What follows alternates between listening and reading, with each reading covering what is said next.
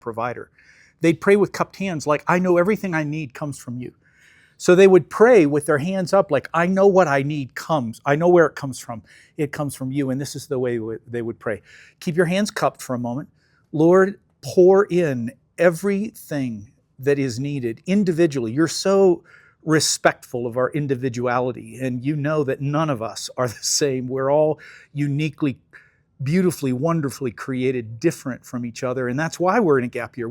We're asking questions, and we're looking for what you want to deliver. So Jehovah Jireh, our provider, deliver what is needed in Jesus' name. Amen. I didn't know to cup my hands. I laid in bed at night. I was, and many of you have progressed. The rest of the world doesn't know it, but that's why you're in this gap year program, One Life. You've progressed to the point where you're asking a lot of strategic questions. You've been asking them a while. What's the purpose of my life? What's the meaning of life? What's really true? What really matters? Those are all questions. If you haven't wrestled with those, you're missing what your life, your one life is about, because there's not another one of you. There's not another one of you. This planet has never had you before. We have never been graced with your life. You were so purposefully made. Your one life matters. You're not a part of just a generation. You're not just a part of an athletic team. You're not just a part of a one life group. You strategically, individually, are so important that, you look at your fingerprints, yours are uniquely yours. No one else has your fingerprints. That's not only true of your fingerprints. On a planet of billions of people, what's true is that the whole of your life is that unique and different from everybody else's. You are meant to live what I would call a plan A life. And I would lay in bed at night and I would wonder, not only what's the meaning of life, what's the purpose and meaning of my life? What is my life supposed to be about? And I lived with a thought in my mind, what if I have an abbreviated life? Like, what if I don't have a normal lifespan? And what if every day of my life matters? What if my life matters to someone else's life? And if I'm slow on the draw, they don't get what they're supposed to get from me.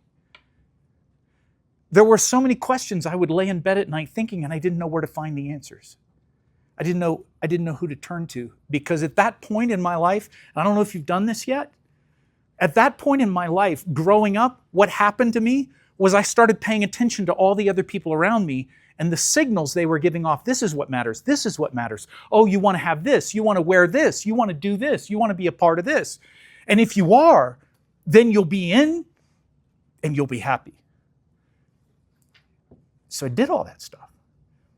Got the achievements, hung out with the people, wore the stuff, belonged to those things. And I'll tell you, if you haven't hit dead end yet, it's a dead end road.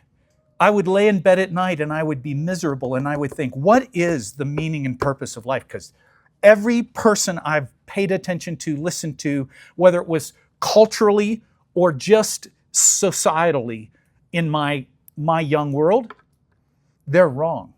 They're liars. I felt so like I'd been running down a path looking for what mattered, and I was pulling up empty. Finally, without my buddies knowing, I was laying in bed at night, literally like, if this is all there is, I don't want to live life. This is such a cruel joke. I don't want to do what everybody else has always done. You just breathe air and you do jobs and you get houses and you produce kids and you do this routine everybody else has done. And what's the purpose? Why does it matter? Hey, Justin, do you mind finding out where all the noise is coming from? It's a tad bit distracting. I remember at that point, somebody told me that I needed a hero to follow. And I'd looked at a variety of other people, And as I looked at them and I tried following them, they led me nowhere. There was one guy I'd put my attention on, my focus on, and this guy ended up morally failing, wiping out, becoming just a disaster to everybody in his life. And at that point, I was really sunk. Like, there has got to be a foundation you can build on that matters. So I laid there that night and I thought, I don't know what's going on. I need help. And in that context, somebody pointed me to Jesus. I'd grown up knowing who Jesus was, knowing about him, but I didn't know him. I didn't have a relationship with him. There was nothing about him that seemed relevant to me. In my head, 2,000 years ago.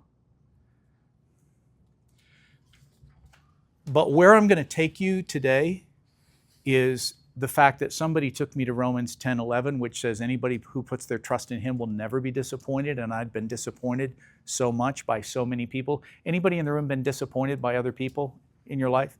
Yeah. I'd been so cataclysmically disappointed that I was pretty sure there wasn't anybody I was going to put my eyes on and try to follow. I'd read then at that point Hebrews that said, fix your eyes on Jesus, Hebrews 12:2, fix your eyes on Jesus. And then I read Romans 10:11 again, anybody who puts their trust in him will never be disappointed. And I decided that I would camp out in a truth book that claimed to be light for my path. I would camp out in Matthew, Mark, Luke, and John and fix my eyes on Jesus because those were the four Gospels of the people who were tight with him, who were eyes on, and I'd try to learn who was he, what was he like, is he who I will follow? Because that was his invitation to people, come follow me. Get your eyes fixed on me. So let me tell you just a little bit about, I grew up during the Brezhnev era. One of you is originally from Russia. Did that student make it or they didn't make it? Okay. He's always on his way. He's in the group coming. During the Brezhnev era, during the Cold War, we were at such odds. Has anybody seen old 1980 movies? Like they're the bad guys. You know, they were always the bad guys in the movies. And during that period of time, there was a guy named Billy Graham who cared deeply about people knowing what the answers to life were all about. And we'd all been told those are the bad people, those are our enemies, and we don't have anything to do with them. But one morning he got up and said to his wife Ruth, we're going to go to Russia, and we're going to go on a mission to love. In fact, we're going to call it a mission to love, and we're just going to do the Jesus thing. And she said, Billy, I'm with you. Let's go. Well, they had to tell a team of people who were going to travel with them what they were about to do, and people said, well, you're a preacher, but you can't preach. Nobody's going to give you an opportunity to preach. What are you going to do? He said, we're going to go be with people. This is a mission to love. Well, the news all started traveling, and when they got on their plane, there were a bunch of news reporters who were going to follow them because nobody was going to Russia and nobody was going on this mission. So they started snapping photos. Photojournalists were snapping photos and sending them back. Nobody knew what Billy and Ruth were doing. It didn't make any sense to anybody. Here was Ruth she was sitting with a bunch of ladies and her arms were around them and they were eating brown bag lunches on a park bench and she's laughing with them and talking with them. And as Ruth was doing that, she's smiling. And that really upset people in North America because they were pretty sure that she should have been doing this. And then they saw Billy sitting at a lunch table and he's sitting with these guys and they're laughing and their faces are full of smiles and he's back like this and that picture got sent back and everybody's totally confused until finally so many pictures had made it back to the West that when he arrived on American soil, they had a press conference and they asked questions. And the first youngest bravado reporter to step up and cut it straight was actually a religious reporter. And he stood up toward the back of the room. He said, Dr. Graham, we've been talking. You know, you should have talked against all the absence of religious freedom and the social atrocities. You should have put a finger in their face. You should have, we don't understand what you did. You understand that you did not tell them what's wrong with them. You should have done that. And you put the church back at least 50 years by what you just did. Everybody was like, room was quiet. And then Dr. Graham looked down for a minute, thought about it. He said, son, if we put the church back 50 years, then I'm truly sorry. Because it was never our intent to put the church back 50 years. We're trying very hard to put the church back 2,000 years. What was that about? It was about people who got their eyes on Jesus. They were learning from Him, and they wanted to do life this way. Not a way that had been passed. Like how many of you believe that if I whispered to John and then he whispered to Jacob and they just kept whispering down the line, that by the time it gets all the way back, how many of you believe it'll be exactly what I whispered to John? Nobody believes that. Because you've done this experiment before and it kind of gets garbled up over time. That's why I wanted to get back to the source. I wanted to push rewind. I wanted to go all the way back to the beginning. Wait a minute, what did Jesus do? What did Jesus say? And how do I live my life in light of that information? How do I know that I'm not making a mistake? How do I know I'm living plan A, not plan K, or plan J, or plan Z? Because that's the way it ended up when it finally got to me. That's why I grabbed my own copy of a Bible and I started reading. I just want to know, what does it say? I want to push rewind. I want to go back to the original source. Everything you're going to hear me say this morning is cut and paste. It's all from here. It will not sound anything other than, because I don't know if you know that this book is not boring. You are. This book is living and active. It's sharper than any two-edged sword. It's God-breathed. When God was having us, like if you've seen somebody come alive through mouth-to-mouth resuscitation, this sends literally celestial air into you. It's God-breathed. It sends life into you. When you're reading the scriptures, it sends light. And there's a lot of people walking in darkness because they don't have a flashlight. You love the flashlight on your phone. You got a flashlight here. And it's the light that's going to light up for your life path, how to walk, how to move, how to be, who you were meant to be. But let's take some of the general things that were learned, because here's the great news. Through his prophet Jeremiah, he said, I know the plans I have for you. They're plans to prosper you, not to harm you, to give you, Nora, a hope and a future. Matthew, he said, I know the plans I have for you. And they're good. They're good. Eli, I know the plans I have for you, he said. He wants you to know what those plans are. Isaac, he wants you to know what those plans are. So he's like, I want to tell you what. I know the plans I have for you. Now you're going, whoa, so you know, but how am I going to know? How will I know the plans he has for me, Tatiana? How will I know? John 1:14. You see it at the top of your outline, John 1:14. I'd probably circle it and I'd put one word beside it, because here's the cool thing about John 1:14. John 1:14 tells you that let me ask you a question before I tell you this. How many of you, when you wanted to learn how to do something new, a new sport, a new electrical thing, Nicholas, or you wanted to learn how to make a new recipe, you wanted to know how to fix something? How many of you have ever, if you've wanted to learn how to do something, how many of you have ever gone to YouTube to learn how to do something? Hand up. You've ever gone to YouTube to learn? You're laughing like, yes, of course you have. Yes. John 1:14 tells you that God sent you a YouTube model to follow.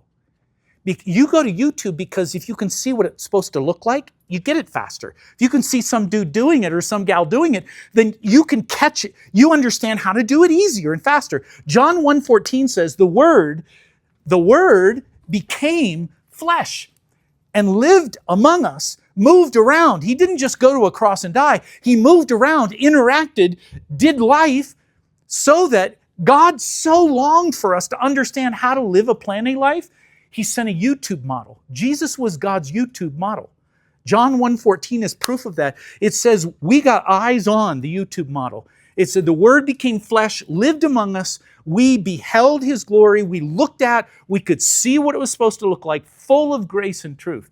One of the reasons I camped out in Matthew, Mark, Luke, and John and read it over and over and over again, because I wanted to see the YouTube model. If I'm clicking on YouTube to learn how to fix my car or change my oil, why would I not click on God's YouTube model to learn how to live my life? That's what the early disciples did. I don't know a lot about your background or your history, your personal life history. I will tell you that I grew up with a nickname, and my nickname was fitting, unfortunately. I wasn't Dwight from The Office. I was nicknamed Dwight the Fright. I had all kinds of energy. I made all the wrong choices, and there was a pronouncement placed over my life. If anybody felt hopeless and helpless, I remember my sister said to my dad one day, Dwight wants to be good, he tries to be good, but he can't be good. And I thought, I'm sunk because she's right. I actually tried for 2 weeks and I couldn't pull it off. I'm sunk. I thought I'm not headed anywhere good. That despair was lifted and changed the very first time I was reading when Jesus is interacting with a guy like Dwight the Fright. His name was Peter, and you know where Jesus met him was not at a religious building, because Peter wouldn't have been there. Jesus met him at his workplace. He was cleaning up after work, putting things together, cleaning up nets, because his profession was fishing. They had a conversation, and Jesus said, can we go out on the lake in your boat?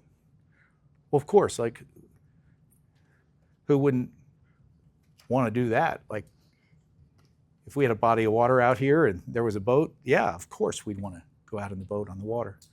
But then some really cool things started happening. Peter thought, maybe he doesn't know who I am. And so Peter just blurted it out. He didn't say, I'm Dwight the Fright. Peter blurted out, I'm a sinner. And the minute I read those words, I was fixated on what's next. You always ought to be asking, what next? What did Jesus do? What did Jesus do next? What did Jesus do next?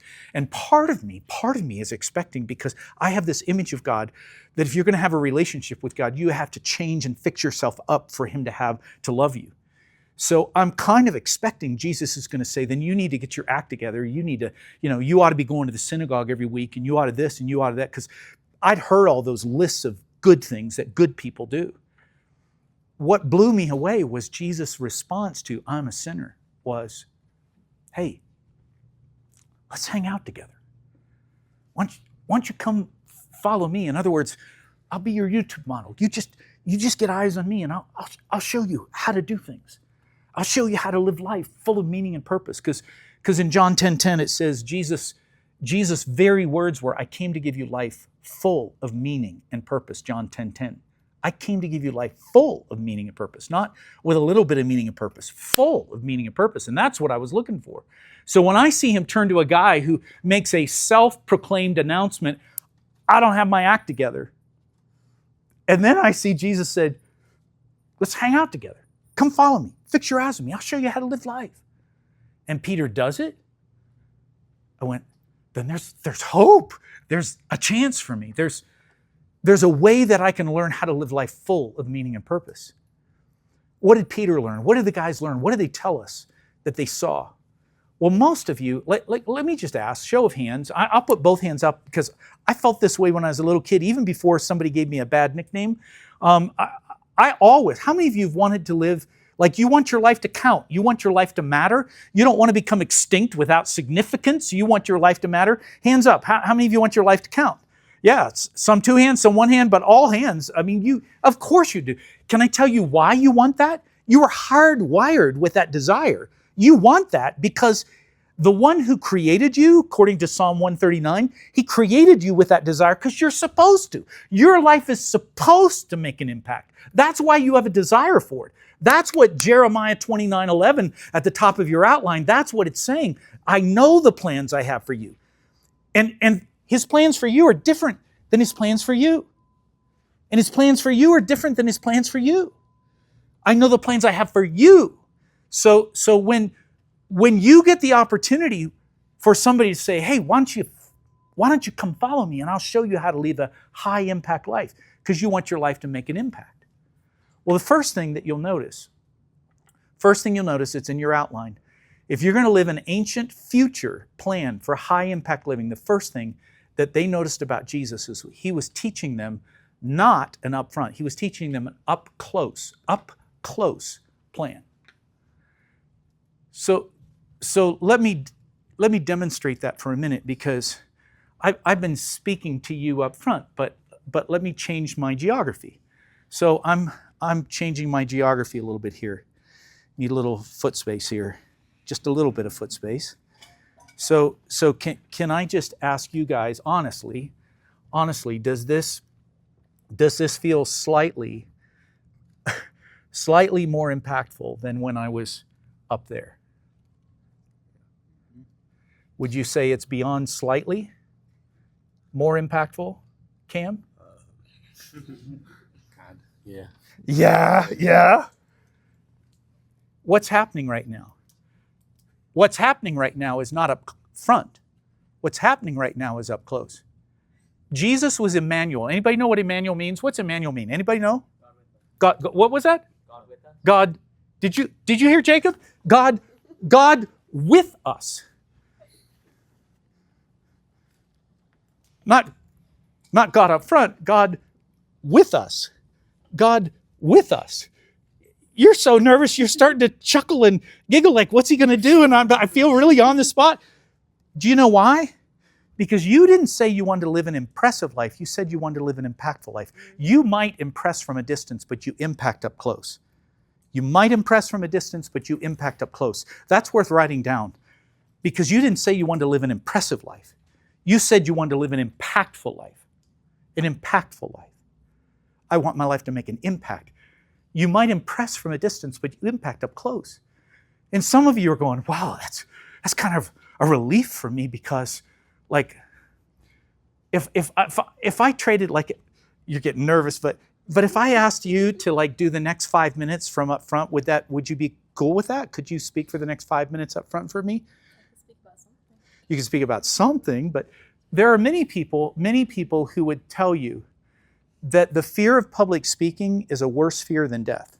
Any of you in this room, you don't want to be the person up front giving a speech? Anybody? Ava, how do you feel about that? Oh, you were fast on that. Like, don't call on me.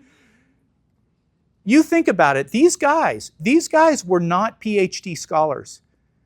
These guys were ordinary guys, and he was telling them, you don't have to give an up front speech.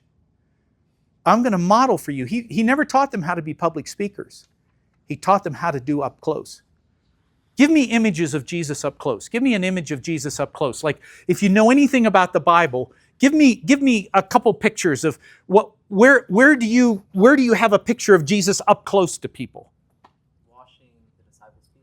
Oh my goodness, yeah. Like, that's pretty close. Washing feet. What else? Yeah, Grady.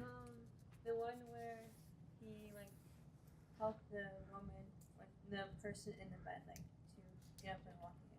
Yes, yeah. Sometimes he would even take their hand, and lift them up. Anything else? Any other images coming to mind? A woman at a well. Good. Yeah. Him healing the ear. Yeah, you don't do that from across the room. Yeah, right up close. One other image? Yes. Yeah, Lucy. Yes. So you've got some pictorial images. I want to encourage you with something for a minute because sometimes you think, if I'm going to make an impact, I have to have an upfront position. I've got to have a spotlight, a microphone, I've got to have a stage, or I've got to be a top influencer. And Jesus would say, whoa, whoa, you must have taken your eye off my YouTube model.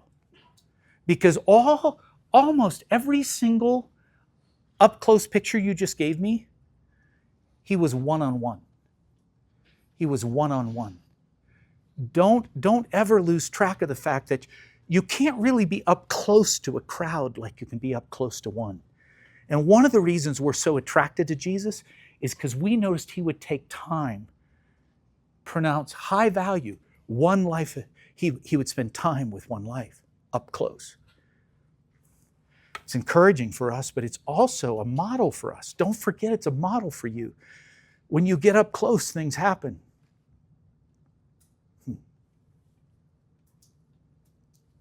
You might impress from a distance, but you impact up close. Second thing they noticed about Jesus was where he was impacting people was in the mainstream.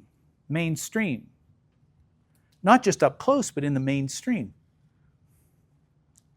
See, my son would love these right there.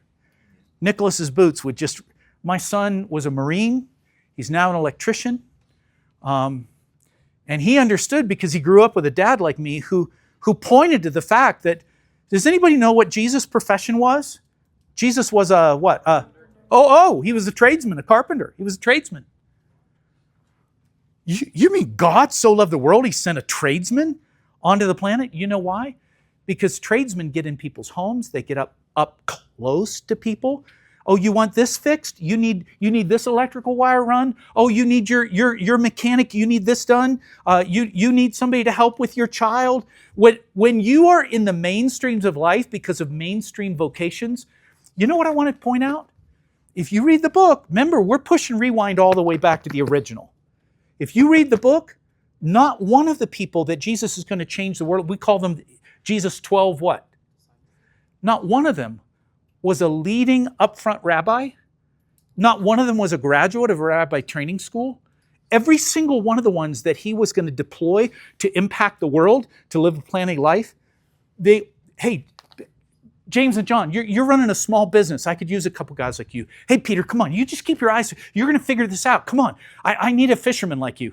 Hey, Matthew, you're really good at numbers and math and accounting. I could use an accountant, Matthew, like you. I know you're working for the Roman government, but I know you're going to keep great track and detailed accounts of things, and I'm going to use a guy who's into detailed accounts. He believed because he knew there were a whole lot of people out there who weren't going to buildings to find God. It was going to be people who were going out into the mainstreams of life, where he'd been as a tradesman.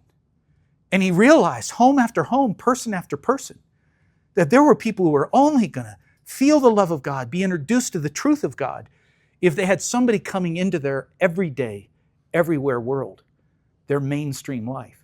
So they'd need mainstream vocations. Well, are you speaking, Dwight, against like the upfront people? No.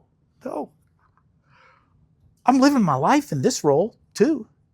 But I realize that I got to have relationships that are mainstream too, because Jesus modeled that again and again and again. Ephesians 4 tells us, let me just clarify this for some.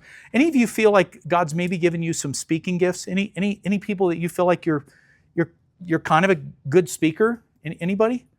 So yeah, there are some of you. So if you're given those gifts, according to Ephesians 4, your job with those gifts is you're supposed to break it down for everybody to be able to understand this stuff. You're supposed to be able to equip other people for what Jesus called in Ephesians 4, the work of ministry. And we'll dissect what is ministry. It's not just what you do up front, it's what you do up close, and it's what you do in the mainstreams. So he's got a mainstream vocation and he picks a bunch of mainstream people. The good news for you, One Life students, is whatever your vocation, you are not set up for a small impact life by any way, shape, or form. And those of you who have speaking gifts, you're responsible to make sure you're equipping mainstream people to live high impact lives. So let's go to the third blank here under number 1 for the outline, helping the latecomers here. We're on page 1 of Plan A, number 1. up close, mainstream. The last one here to fill in is one life at a time. Many of you, all of you raised your hands. I looked around. It looked like every hand went up. You want your life to make an impact. When I was a little kid, my parents deserved a break every now and then from Dwight the Fright, so I'd get dropped off at Grandma's house.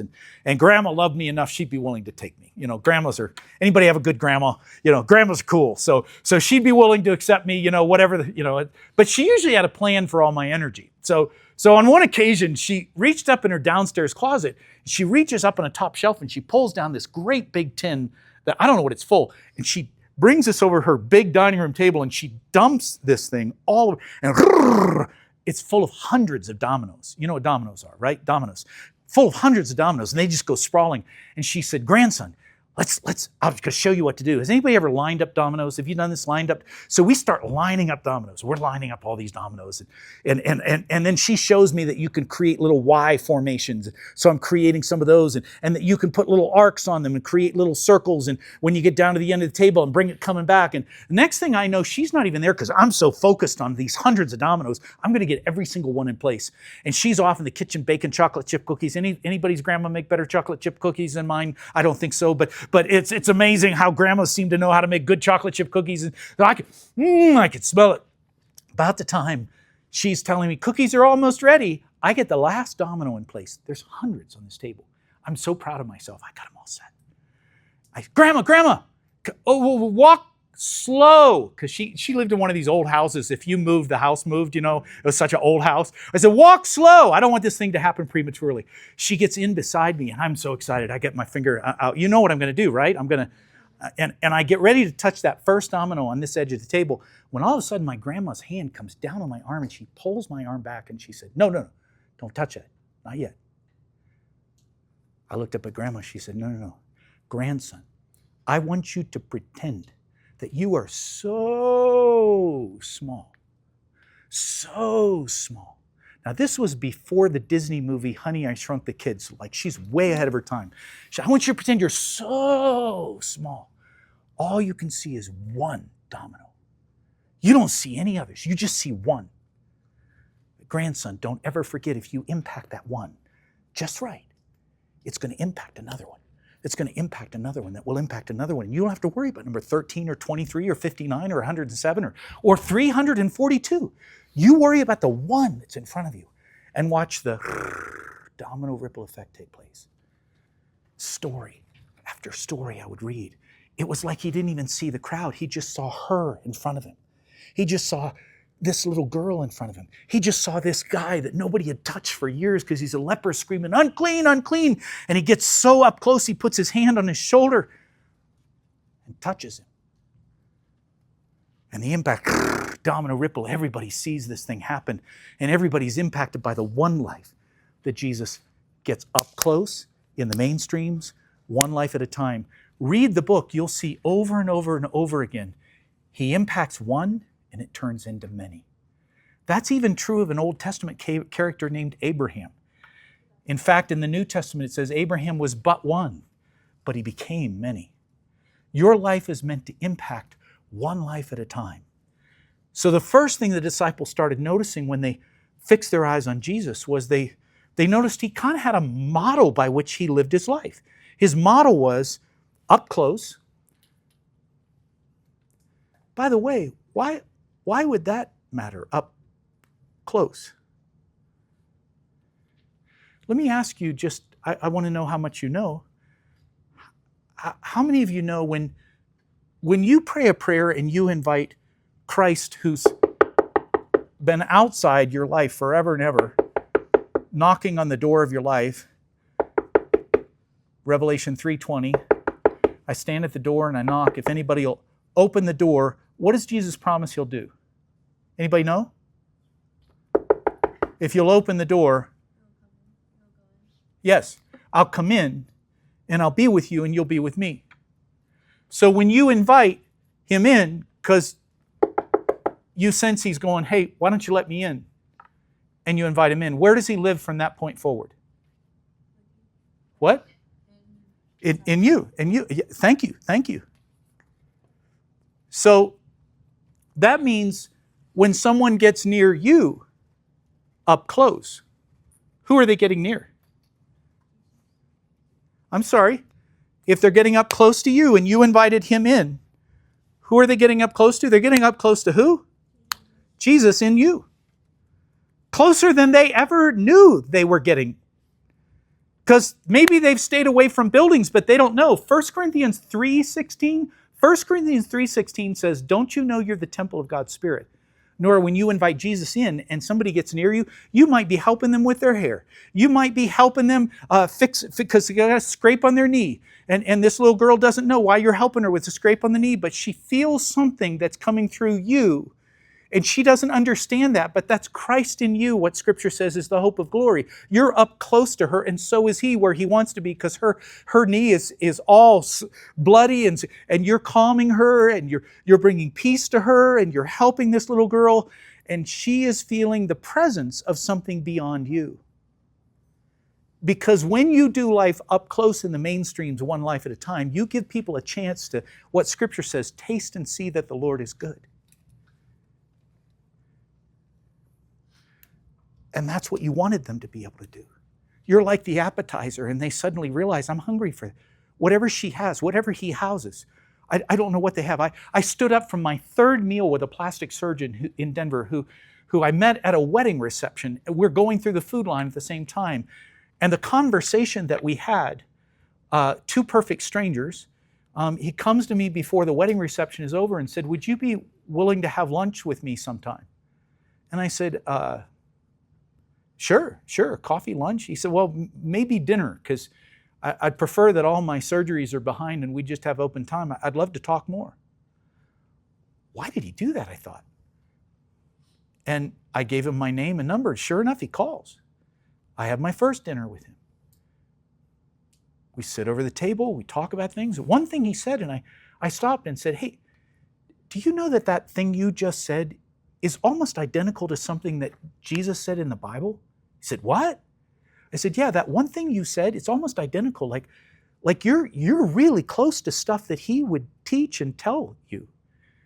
Like in your search, you're landing on some things that are very, very closely aligned with. He said, no, I didn't know that. End of dinner, we get out to the parking lot. Hey, you want to do this again? That was really awesome. I thought, I'm a perfect stranger to you. You don't even know you don't know what I do. You don't know who I am. You know nothing about me. And he wants to have a second dinner. And over the second dinner, he just suddenly, he said, I don't know why I'm sharing all this stuff about my life. I don't know why I'm telling you all this stuff. Why is that going on? Because he feels Christ, who's known him his whole life, up close, who's sitting with him, listening, asking questions, and he's just, suddenly he goes, I've never told anybody all this stuff. By the way, if you talk to medical doctors, they'll tell you that this is the doctor who's the most egotistic and they're at the top of the food chain. After that dinner, do you want to get together again? Sure, I'd be glad to get together again. 2 weeks later, we're sitting over dinner at a restaurant called Lazy Dog. After sitting there until the restaurant is going to close, it's after 10 o'clock at night. And I know my wife's probably going, what in the world? And we've covered so much ground. I'm getting ready to get up from the table. He said, just a minute. Like, something doesn't make sense. Why when I'm with you do I feel like I've known you my whole life and I haven't? Why do I feel what I feel? And it defies logic. It doesn't make any sense. Because the one who's been knocking at your door, hey, I'm over here. He's sitting with you 3 meals in a row. He cares about you. You're feeling familiar because he's known you a long time, and he's waiting for you to open the door and let him come in and begin to enjoy him and him you. Listen, Jesus didn't just walk past people, number 2. We've covered his model, but now let's cover his methods. Jesus didn't just walk past people. In fact, clip your pen there, because I want to do this together. Nobody will ever believe you were with me if we don't do this together. You need both hands to do this. So I want you to just take your hands, both hands, We're all going to do it. We're all going to look ridiculous together. So I want you to put them up in front of your eyes. And at the count of 3, as you pull them away, at the count of 3, I want you to say the word see. 1, 2, 3, see. Do it again. 1, 2, 3, see. This is what Jesus would do. He would what? 1, 2, 3, see. He would see people. Do you? Because the first thing they started noticing about his method is he would see people. Like people they were walking right past that they wouldn't have even noticed. Jesus didn't walk past people. People weren't. My son was going to a new school one day. He'd been there 2 weeks. We're having dinner, and I said, my son is Drayson, D-R-E-Y-S-O-N. I said, Drayson, how's it going at your new school? He said, Dad, I'm invisible. I said, no, you're not. Yes, Dad. Yes, Dad, I'm invisible. He said, no, you're not. I started worrying because he's a little guy, and I was thinking, oh my word, he's going to get hurt. He thinks he's Invisiman. He's watched too many superhero flicks, and he's going to try to walk into situations, and he's going to get himself in trouble because he thinks he's invisible. So I said, son, put your fork down. Look at me. Son, I totally see you. You're not invisible. He said, Dad, I know you see me, but at my new school, like they all know each other, and so they're looking for each other. And Dad, when I go into the cafeteria and I get my tray and I sit down, they're looking for each other. Dad, they look over top of me. They look around. Nobody sees me, Dad. I'm invisible. And at recess time, I go out to the recess and I'm ready to play. And they're all yelling to each other because they know each other's names because they were in school together last year. And they're yelling to each other. And Dad, I'm just standing there and I'm listening to all. And nobody sees me, Dad. Totally nobody sees me. And after school, I wait 13 minutes while Mom's picking up my sister at her school. And Dad, everybody's walking all around me. And sometimes they even bump up against me and they go, excuse me, but they don't even look at me, Dad. They don't even look at me, Dad. I'm invisible, Dad. I'm invisible. And by this time, my son is busted up. And so am I. I'm his dad. My son feels invisible? What? My son feels invisible? Somebody see him. Come on. And it hit me. Do you know how many people feel that way every day? Every day. She actually has been your checkout clerk at Walmart before. She recognizes you. Do you see her? Or do you see your purse or your wallet and your stuff, making sure it all gets... Do you see her? Because she doesn't even want to be here today. She's got 2 sick kids. She's a nervous wreck about that she had to leave at home because she's a single mom and she can barely make life work. Do you see her? She's actually wearing her name. Do you see her? She's felt invisible all day. All day, people have only seen their stuff and their wallets and their purses, and nobody sees her. She's invisible. We went to a new restaurant on the other side of town. My daughter had been in a production. And finally, the guy that gets to our table, I have counted, he's taking care of 20 tables. Anybody ever waited on tables before? Anybody waited on tables? You got a couple people who waited on a table. 20 tables is too many to keep up with. And by the time he gets to our table, you know, we know exactly what we want. But I looked up and he's sweating. And I said, John, are you okay? He said, dude, do I know you? I said, I don't think so, because we actually live on the east side of the city. We've never been to this Red Robin restaurant before, but man, I've been watching you. It looks like you're taking care of 20 tables. Did I count right? He's, yeah, somebody didn't show up for work tonight. We got all these tables and all these people that came from, I don't know from where. And like, I'm doing my best. But I said, well, John, it's okay. I just hope you're okay. Are you okay, John? Dude, why are you calling me John? Like, you're freaking me out. Like, did somebody tell you? Like, I know it's a common name, but that's actually my name. Well, how did you know what my name is? I didn't even want to tell him because he was in such shock. But I did. I tapped on his chest and I said, John, you're wearing it right there. It says John. He looked down and went, oh. Why did John forget he was wearing his name? I'll tell you why, because nobody calls him by name. Nobody calls him by name. Hey, waiter. Yeah, give me fries with that too. And make that Coke a large. He's just the waiter. John was so transformed by somebody seeing him and calling him by name that by the end of the night he said, so he told us this whole story. So you're going to come back and see me? I said, well, we live clear on the east side of the city. He said, yeah, but you're going to come back and see me, right? He's pretty sure we'd started a relationship. And we had. It's a big deal when you see people. That's why one African walking down, I was talking with Isaac about Kenya. I love Kenya, but there's another African nation where when one is walking down the road, they'll see and they'll say, I see you. And the one walking toward them will say, I am here. And what's happening is they're giving each other the gift of presence. I see you. But that isn't the way most North Americans walk this planet. We look for people we know, but we look past or we look down. That's why one New Yorker said to me, Dwight, you're trying to teach us how to do tuckhead, aren't you? And I said, I don't know, what's tuckhead? He said, oh, we do that in New York. We do tuckhead. I said, well, what is it? He said, well, when somebody's walking down the road and we can tell somebody's coming, we just tuck our head down. We act like we need to look where we're walking until we know we're past them, and then we look up because we don't want to feel any weight of social responsibility. So we just do tuckhead. Jesus didn't do tuckhead. He would see, will you? Will you? And you might be sitting here like the German man who was in my audience once, and he said, you want me to talk to strangers? You want me to talk to strangers? I'm not talking to strangers. They strangers. I no talk to strangers. I got nothing, but I have something better. I'm a man of prayer, and I will pray. I promise you, I will pray the rest of the day for you. All of a sudden, the light had turned green, and the cars behind me were honking. And as I was pulling out with my open window, I yelled out the open window, Delaje, I'm praying for you now, and I'll keep on. And I heard his voice. I looked in my rearview mirror because I could hear him yelling back. And here was this man just sobbing, yelling back, I need that more than anything. I prayed for Delaje the rest of the day. I kept praying for him. I went back to that corner. I couldn't find him. You might say, well, prayer probably changed things. I know prayer changes things.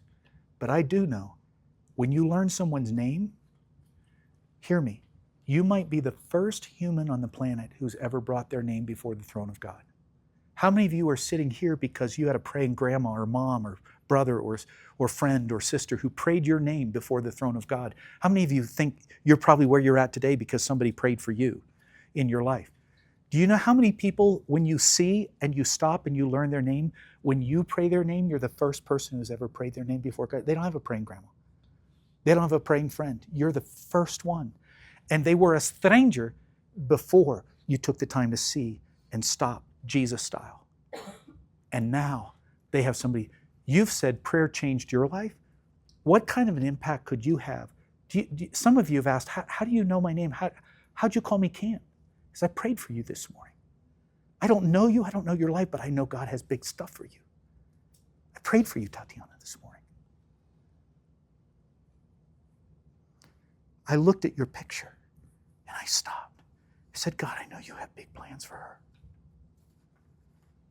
Matthew, you looked up probably the way Matthew in the scriptures did when Jesus stopped at his workplace. Because Jesus didn't walk the other side of the street. Jesus wasn't afraid. They'd not met before then.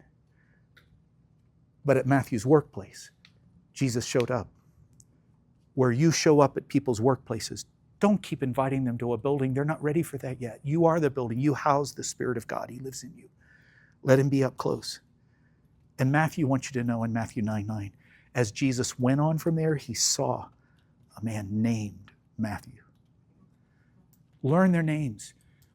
I'm not good at names. I play games with names. I play games with names in my head to get them fixed in my head. You know, I took the C in Jason, and I could see in your picture that you had curls right there, and I thought those curls probably aren't going to go away. That's a C right there. That's a C right there. You probably tell people to spell my name, J-A-C. You're giving people high value, William, when you learn their name. Jesus did that. You want to live a high impact life? Learn from the model. Learn his methods. Learn what he did. Learn how he did it. So we want to see, stop, and look at this, and spend time with. Spend time with. Spend time with. We want to see, stop, and spend time with. You know how you spell love? Let me tell you how I spell love. It's probably worth writing down. The way you spell love is T-I-M-E. The dude who really introduced me to the living Jesus, he spent time with me. Oh, where did he do that? Did he get you to come to his church? No. He invited me over to his house to use his swimming pool. I didn't have a swimming pool. Play hoops and swim. And I got up close to the living Christ that afternoon. And I knew there was something different. It was like the appetizer. I want the real deal. Give me the steak. I know one of you doesn't eat steak, right? But give me the real deal. He spent time with. This is probably worth writing down. There was a seasoned missionary that said, wherever you are, be all there. Be all there. Where do we spend time with people? Well, anybody ever flown Southwest Airline? Anybody ever flown Southwest Airline? Pay attention to the napkin they put in front of you when they give you your beverage. Because when they do, they'll give you a napkin and it looks like a triangle. And it has Dallas and San Antonio and Houston. Do you know why? Because they say,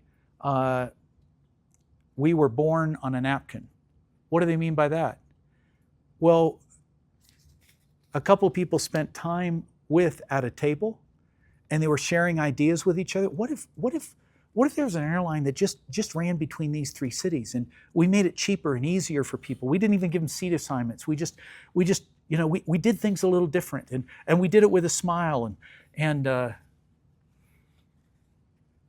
over a meal table, they talked about an idea. Do you know that there are a ton of companies that you actually use that how the company idea got started was sitting at a meal table? You know why? Because at a meal table, we get past, hi, how are you? I'm fine. Have a good day. You too. When we sit at a table, we share our ideas with each other. We share our stories. How many of you sat at family meal tables, and at a family meal table, you heard the family stories at Thanksgiving or Christmas meal tables? You're just saying, yeah, great. It's just, yes, that's where I learned my family stories. If you go back to the book, Jesus sat at a lot of meal tables with people because he knew you get to spend time with. So whether it's over non-bottled spring water, like you mentioned the one woman that he just sat over, he was at her beverage spot. And over non-bottled spring water, he just had a life-giving conversation that changed her life. And eventually she went back and this one life touched her whole village of Samaritans and they were impacted. Jesus would tell you that if you want to spend time with, one of the best ways, let me ask you, I'm going to put both hands up. How many of you like to eat? Some of you proved it at our breakfast table this morning. You like to eat? Wait, look at it, dude, 2 hands. Look at this. You know what this is? You know what this is? You like to eat? You like to eat? Oh, yeah. You like to eat? Mm-hmm. You got great ministry potential. Because it's where you spend time with people. Spend time with. You spend more time with people, whether it's over a coffee or whether it's over a meal. Or in the book that I wrote called Your God's Plan A, one of my illustrations was as a single guy, I was living in a spot where there was this old woman that lived next door to me, and suddenly she's crying in my yard and I don't know what to do with her. And I don't know how to fix food. I'm pretty good at peanut butter and jelly and tuna fish sandwiches. That's all I made her. I didn't know how to make anything else. It was cheap guy stuff. And my mother taught me if you cut it on a diagonal and you push them out and you put the potato chips in the middle, it looks fancier. So I did that. But this little old lady starts crying over my lunch, telling me she's scared to death to die because all her friends are dying and she's reading their obituaries and she doesn't know what happens when you die. And I said, oh, Thelma, maybe that's why we're neighbors. And up close, because I took the time to see and stop and spend time with over a tuna fish sandwich she made soggy with her tears, Thelma gave her life to Jesus during my single guy years. I've got stories from my 18, 19, 20, 21-year-old years, people who I'll get to share eternity with just simply by following Jesus' plan A. See, stop, spend time with. By the way, I like you guys a lot, so I'm not expecting that this is you, but unfortunately, there are a lot of Christians who've gotten a reputation for being the people, not like Jesus, who get upset and angry, and we don't associate or spend time with people who sin differently than we do. Come on. Spend time with. Spend time with. Is it comfortable? Was it comfortable for Jesus? I don't know. Matthew's, because where does he go from Matthew's business place? He goes to Matthew's house and they sit over dinner. And even the religious dudes say, what's your teacher to the disciples? What's he doing sitting and eating with all these people? Because Jesus knew that what they needed was time with. And when they're up close, they're going to feel and sense and hear and be heard. As Jesus then finally, we're going to take a break here in a couple minutes. As Jesus saw people's overwhelming needs, he turned and he shared with his disciples the one word. You're getting ready to write this in your notes. I know you are. He shared with his disciples the one word that represented his answer to the great harvest need that he was seeing here, there, and everywhere he went. He said to his disciples, the harvest is plentiful. There's people who need to be seen, stopped, and spent time with, and who need you to share your hope and the living Christ with them. He said the harvest is plentiful, but the laborers are few. Pray therefore the Lord of the harvest to cast out or send out laborers into his harvest field. What's a labor? Why would Jesus say the harvest is ripe, but the laborers are few? Why did he say that was the answer to the world's greatest need? Why that word? Why do you think? I want to know what you think. I don't want to tell you what I think. What do you think? Why do you think Jesus used that word? All kinds of possibilities. There's not one right answer. Like, why do you think Jesus might have said the harvest, but the laborers are few? Yeah, Matthew. Probably because, like, the good news is for everyone, but like, there's not a lot of people to go and share the good news. Yeah, so yeah, he did use a plural word, laborers, with an S on it. He wasn't looking for one superstar. Laborers, he was looking for a lot of people, Matthew, that's a great point, who could be here, there, and everywhere, every day, everywhere. I mean, I laughed for a moment because what went through my mind, Jacob, when I got down, because you said he washed people's feet, I got down and I looked at the difference between your feet, your sandals with your socks, and his tennis shoes, and I looked down this line and I looked at all these different feet and shoes. Do you know that Romans 10:15 says, how beautiful are the feet of those that bring good news? Your feet are going to go someplace different this afternoon than John's are. And Ava, your feet are going to go someplace completely different than Nicholas's. Because we move differently. In him we move and have our being. So I love that, Matthew. Laborers, plural.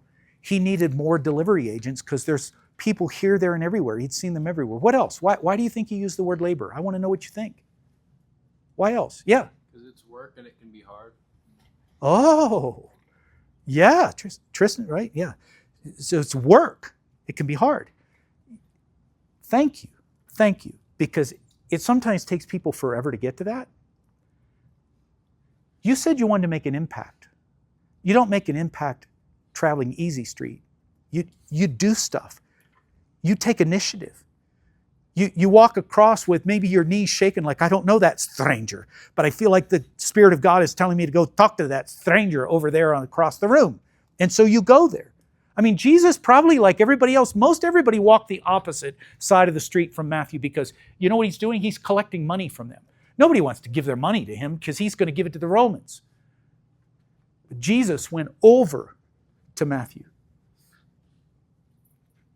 Matthew said as Jesus went on from there, he saw a man named Matthew, stopped with him, spent time at Matthew's house. Thank you. It's work. It's work. Probably worth writing down. Laborers get things done. Laborers get things done. Laborers get things done. If you're a great athlete, you know that there have been moments in your time when the coach will send you in because they know you'll get in there and you'll get it done. You might come off the field or the floor or wherever you are with a little bruise and maybe some blood or whatever, but you got it done. Laborers get things done. Jesus he knew that if you want to make an impact, sometimes, thank you, Tristan, that was good. It's going to take some effort, some work. What else? Why else do you think you use the word laborers? Because there are a bunch of other thoughts. I want to see if you're thinking them.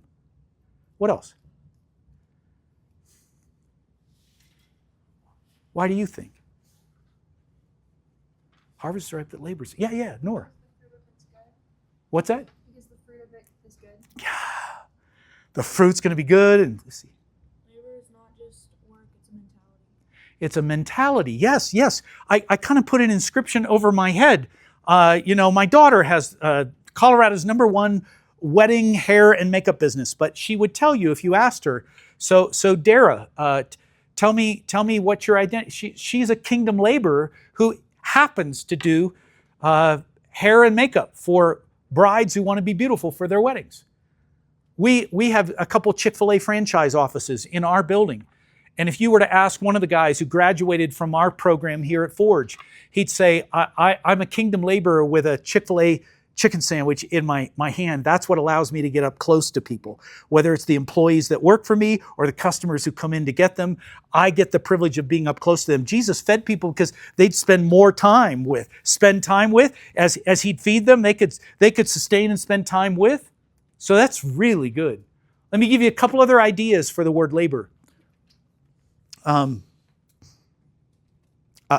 share about my son. I come home from work one day and my wife said, you need to run upstairs really quick. Drayson's waiting for you. I'd gotten home really late. It was past his bedtime. I said, what is he doing up? He said he has to talk to you about something. And I get up there and he's waiting. He's laying in his bed waiting. And I said, son, what's going on? You waiting for me to read our sports devotional together? He said, no, Dad. I got to tell you what happened today. Well, son, what happened? Dad, I got called to the principal's office today. I said, what? I'm sorry, what? Now, everybody always told me, Dwight the Fright, you're going to end up with kids just like you. That's the way God gets even. He gives you kids like you. But my kid wasn't like that. I mean, he's compliant. He's a good kid, great guy. I'm thinking, what are you doing in the principal's office? I said, who else was there? I'm thinking somebody, slugged him or something, That's why he said, no, just me, Dad. I said, I'm sorry, I'm trying to stay calm. So I said, well, tell me about it. He said, well, Dad, she asked what you do for a living.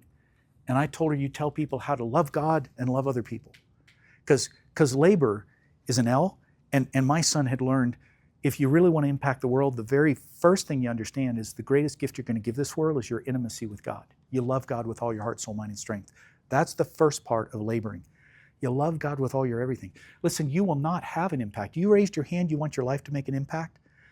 Your life will become a vapor, and it will not have had the kind of impact it was supposed to without a relationship with the one who created you, who knows how to put your life on spiritual steroids. Like, it's just amazing. What God can do with your life is far above and beyond what you'll ever figure out on your own.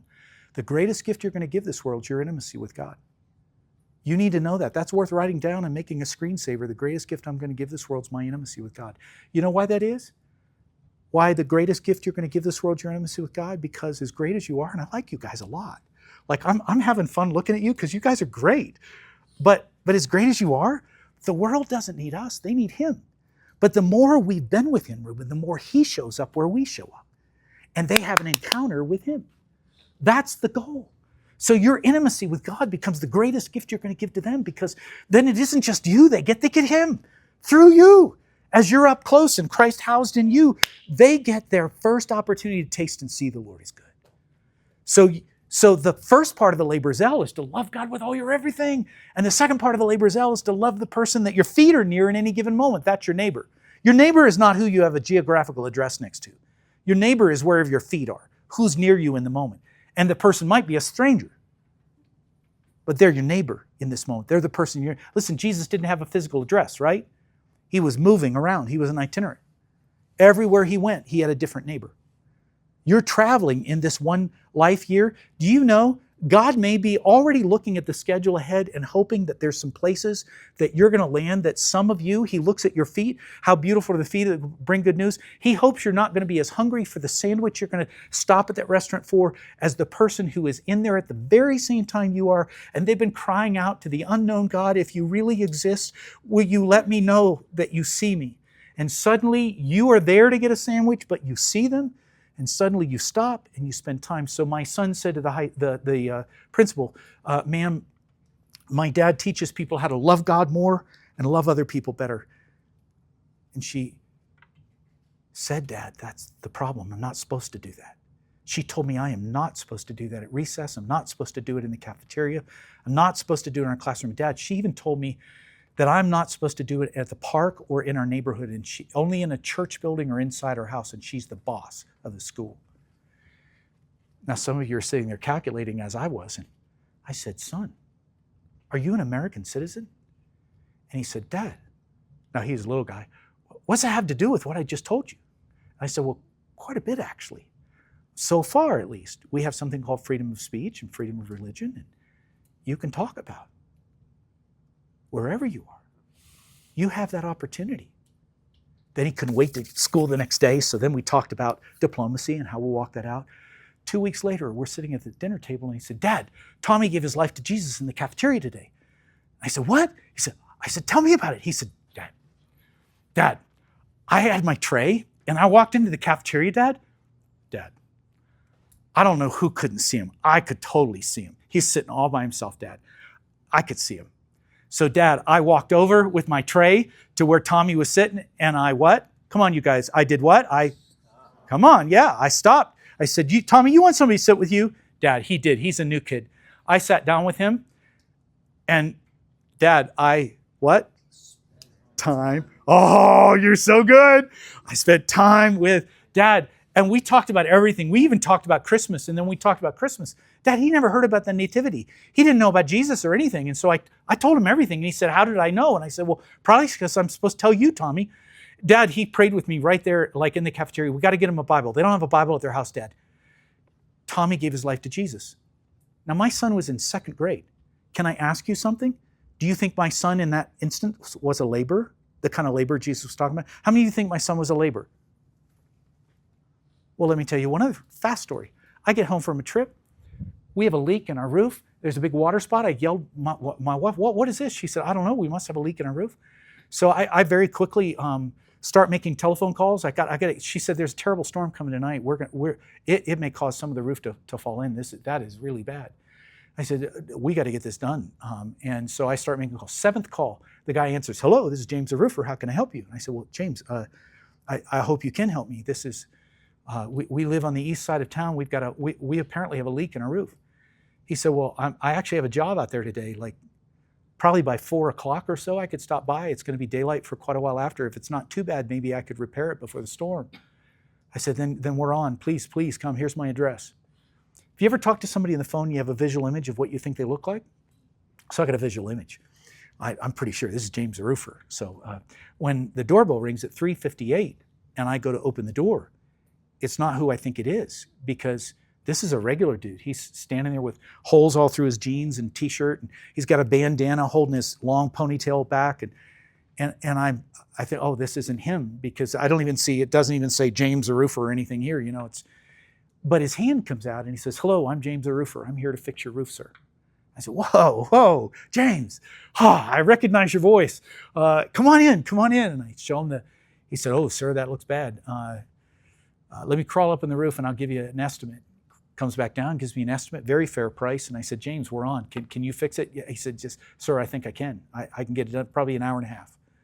I go back to my easy chair, and in 45 minutes, my doorbell rings again, and it's him.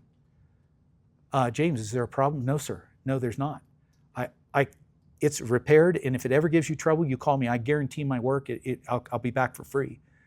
And oh, sir, I needed to adjust your bill. Now, if you have ever paid bills, if they adjust your bill, there's only one direction it goes. It goes up. And I said, I'm sorry, you've done what? He said, I've adjusted your bill, sir. And he pulls out a piece of paper, and it's half what he told me it was going to cost. I said, James, that's half of what you said it was going to cost. He said, well, Sir, it only took me half the time and half the materials, and I believe that's a fair price. Now I really like this guy, so I go to get my checkbook and I'm going to write him the original amount. I'm just so happy that I got my roof fixed. And I found this good dude. And I come back and he's finishing up a call. I pat him on the shoulder and said, James, I'm so glad I found you. This is so awesome. He said, sir, I can't really accept your compliment. I thought, that was weird. What? Maybe he doesn't understand. So I said, James, I was desperate. You were the 7th call I made. I needed somebody who was going to come today before the storm. And the fact that you not only fix it, but you guarantee your work and you drop the price in half. I mean, I can't hardly believe that somebody like you is out there, man. Dude, you're doing such great work. And I patted him on the shoulder again. He said, sir, he took 2 steps back. I really cannot accept your compliment. How many of you think that's weird? I thought it was weird. It struck me odd. And I said, I don't understand. He said, well, sir, unless, do you have just a minute? I said, sir, I got a minute. He said, well, sir, 13 years ago, you would have not let me near your house. You wouldn't have wanted me inside your house, not near your wife or kids that I can hear in the background. I was strung out on drugs and my life was a mess. And I don't know you, so I don't know anything about you. He looks at me and he said, I don't know anything about you, so I don't know how to explain this to you because you might not have ever heard anything like this before. But 13 years ago, somebody explained to me that there was a creator, God, who made the entire universe. And he actually not only made the universe, but he had a son, and he cared very deeply about us on earth, and he sent his son to die for every sin, sir, and he looks at me, that you've ever committed or that I've ever committed, and his son paid the price for us, and that we could have a relationship with God. We didn't have to fix ourselves up so he would love us, that if we'd let him love us, he would change us, and he did. He changed me, and so, sir, I could not accept the compliment unless I could tell you that I am who I am because of him. And he pointed upward. I thought he doesn't know. So I said, James, brother. He said, what? I said, brother. You're one? I said, yeah, I'm one. You are? I said, yeah. Oh. I went through all that. I said, well, I'm totally confused. Like, dude, that was so awesome. He said, no, but I pray every day that God will send me as a roofer where he needs what I just shared with you. But if you already know, what am I doing at your house?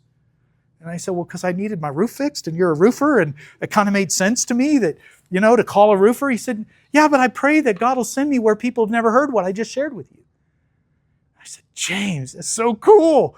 Dude, give me 5. That's so awesome. I mean, Jesus was a tradesman. He was a carpenter. He probably did what you just did. Like, you're doing the Jesus thing. That's so awesome. You didn't try to get me to come to a building. You were the building. You told me, and you even pointed to him. James, you're not just a roofer. By this time, my wife is in the room. My kids are in the room. What's going on? Dad, what's going on? James, can we please pray for you and your ministry? He said, I don't understand. I said, well, listen, are you doing what you just did with me? Like, you do that every day, sir. I've been doing this 13 years. Please let us pray for you and your ministry. Man, you're all over the city. We pray for James. He tells us a couple other wild and crazy stories. One, there was a gun shooting inside the house, and how he walks into the open door because they're screaming, and he gets to lead a guy to Christ who's dying out, bleeding out on the floor. Tells us all these stories. And so we gather around in my little family, and we're placing our hands and praying. Any of you ever been prayed over by other people and they put their hands on? So we're praying for James and his ministry. And suddenly he's just sobbing convulsively. This rugged roofer, so much so my son pulls on my arm like, Dad. And I could see he's forming a pool of tears on our hardwood floor.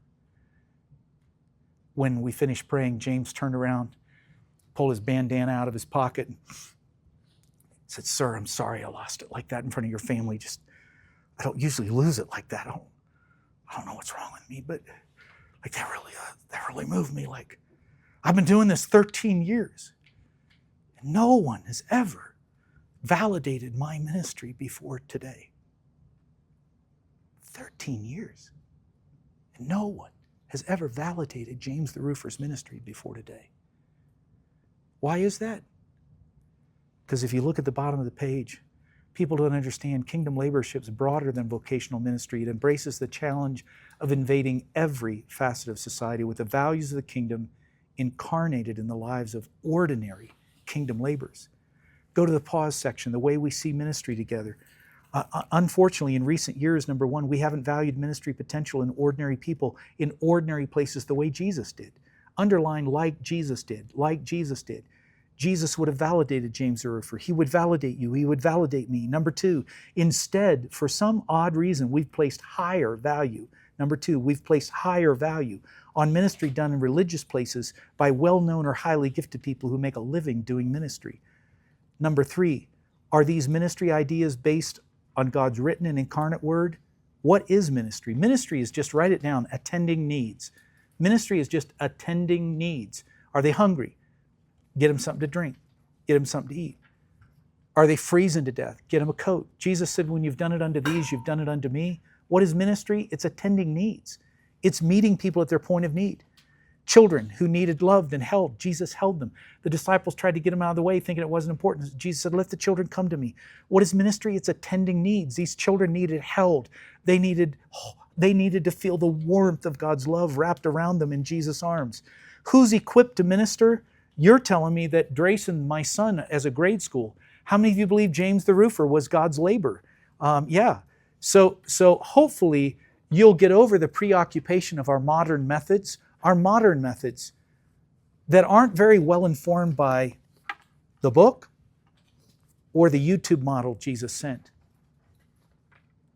Somehow we've lost track of Jesus' model and plan, and we've developed ideas and confidences that are based on professional people, prescribed ways, certain times, particular places. And yet we say we believe in the priesthood of all believers. It's time for us to live into that and be that. I love your feet. Man, you going, are you weird? No. Your feet will go places no one else's will go. Your feet are going to be up close to people, even today. Some of you today, before the day's over, there is someone who has felt invisible their whole life, and they are not going to feel invisible today because you're going to see them. There's someone today that you won't just see them, you'll walk over to them and you will what? You will what? You will, because you now know you want to live you didn't say I want to live an impressive life. You said you wanted to live an impactful one. And for some of you today, it'd be easier for you to sit with and hang out with the others, but across the room, there is somebody sitting by themselves, and the Holy Spirit is prompting you not just to see, and yes, you learned their name in the food line, but now it's time to go spend time with, and you'll go sit with them. That's the Jesus way. Let me pray with you for a minute. We're going to take a break. Lord, thank you so much for the joy of laborship. Thank you for the fun and the adventure. Every day a different day. Every day different. Everywhere our feet go, different opportunities. Lord, what a wild, crazy, fun adventure to get to do with you. I used to be jealous of the disciples. They got to hang with you and be a part of all these amazing things. And they were all so different, from Zacchaeus, who's up a tree, that Jesus sees him. He sees the crowd, but he sees that one guy hanging off a limb. Hey, let's go to your house and hang out. And he validates that ministry happens when you get up close in the mainstream of Zacchaeus' house, at his meal table, and you just spend time with that one life. Lord, thank you for what's going to happen as we keep on learning in these moments that we have together.